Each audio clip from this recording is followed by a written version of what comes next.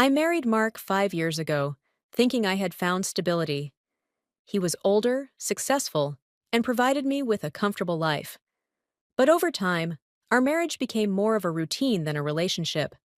Conversations were reduced to schedules and responsibilities. The love I once felt had dulled into obligation. I told myself this was normal, that passion fades, that companionship was enough. Then, Jason moved in. Mark's son from his previous marriage, Jason, had just gone through a tough breakup and needed a place to stay. He was polite, well-mannered, and reserved at first. I saw him as nothing more than my stepson, just another part of my husband's world. But something shifted. Jason had a presence I hadn't noticed before. He carried himself with confidence, but there was also a quiet vulnerability about him.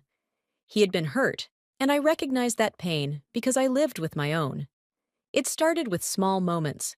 Him helping me with groceries, his casual compliments about my cooking, the way he listened when I spoke. Mark rarely did that anymore. I dismissed it at first, convincing myself I was imagining things. But there were times when I caught Jason looking at me, his gaze lingering a little too long. When he spoke, his voice carried something unspoken, as if he wanted to say more but held back. And I found myself responding to it. My heart would race when he was near, and I hated how much I liked the feeling. One evening, Mark had already left for a business trip, and I was cleaning up after dinner. Jason walked in, rolled up his sleeves, and started helping. "You don't have to do that," I told him. "I want to," he said, his voice calm, steady. I tried to ignore how close he was standing. His arm brushed against mine, and a jolt of something dangerous ran through me. I should have stepped away. I should have said something to break the tension, but I didn't. Instead, I turned to face him, and for a moment, neither of us spoke. The silence between us was thick, charged with something unspoken. His eyes searched mine, as if waiting for permission. And I realized then, he felt it too.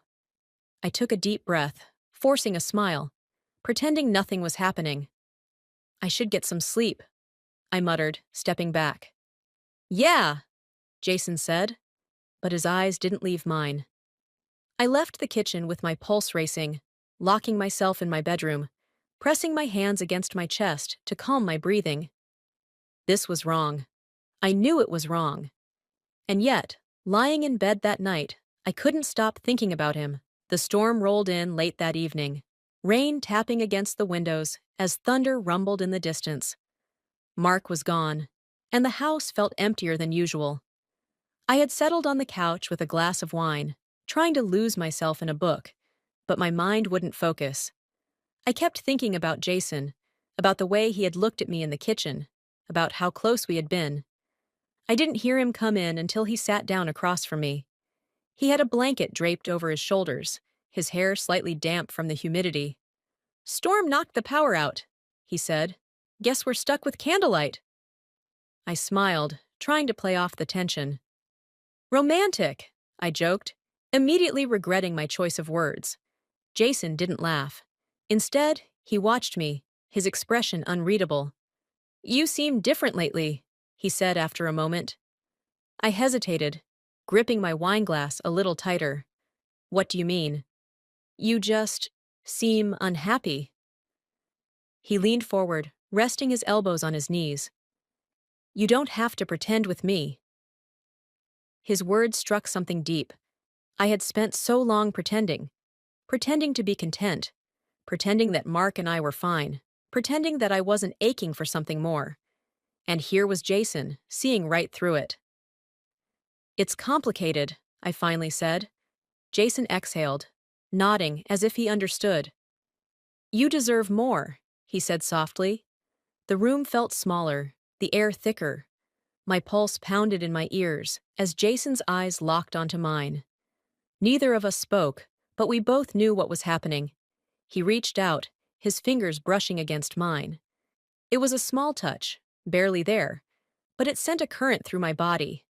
I should have pulled away. I should have stood up, ended this before it could start. But I didn't. Instead, I let my fingers close around his. Jason shifted closer, his face inches from mine. "Tell me to stop," he whispered. I opened my mouth, but no words came. I wanted to tell him to stop. I wanted to push him away, but I couldn't, because for the first time in years, I felt seen.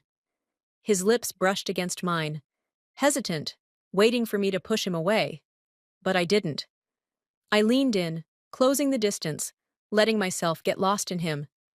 The kiss started slow, cautious, but quickly deepened.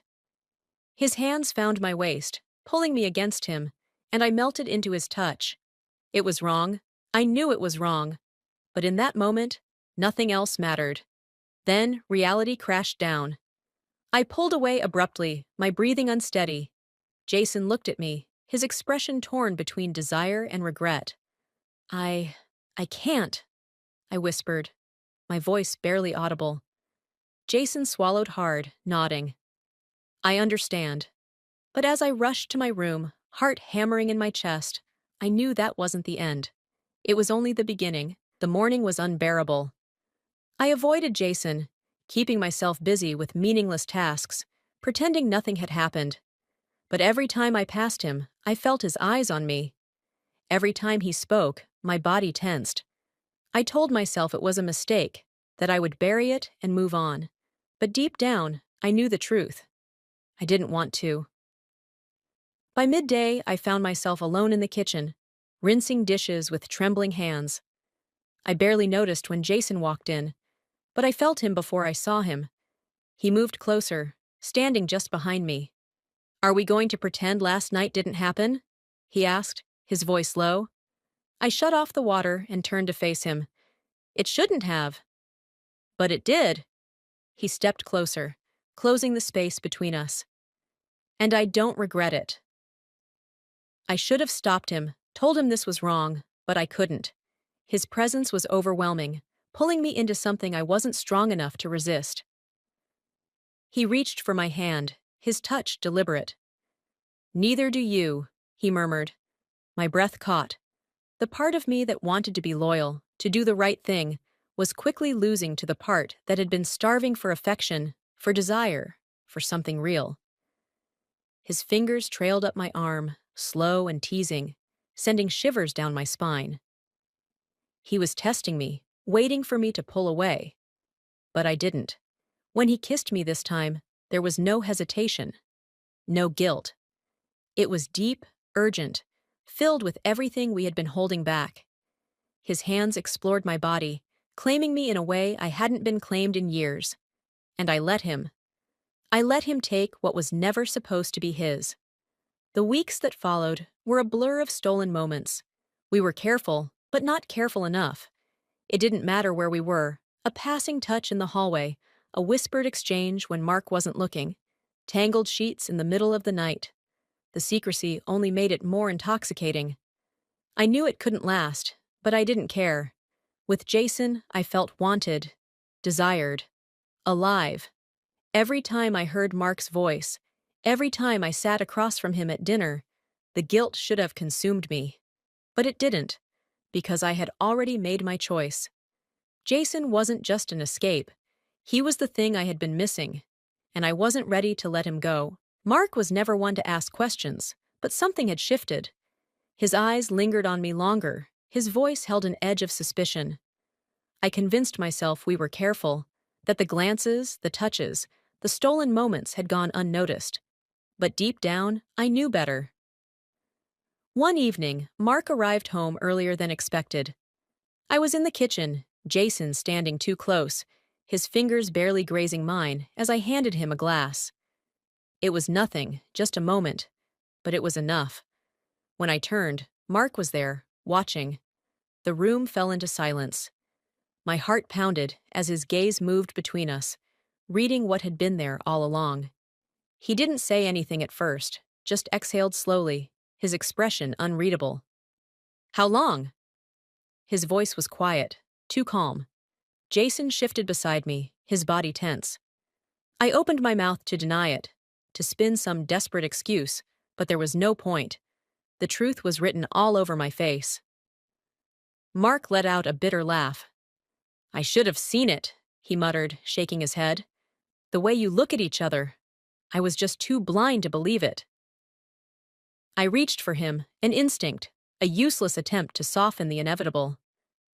Mark! Don't, he snapped, stepping back. His eyes flickered to Jason, filled with something between rage and betrayal. You! His voice darkened. You were my son. Jason straightened, his jaw clenched. I never wanted to hurt you.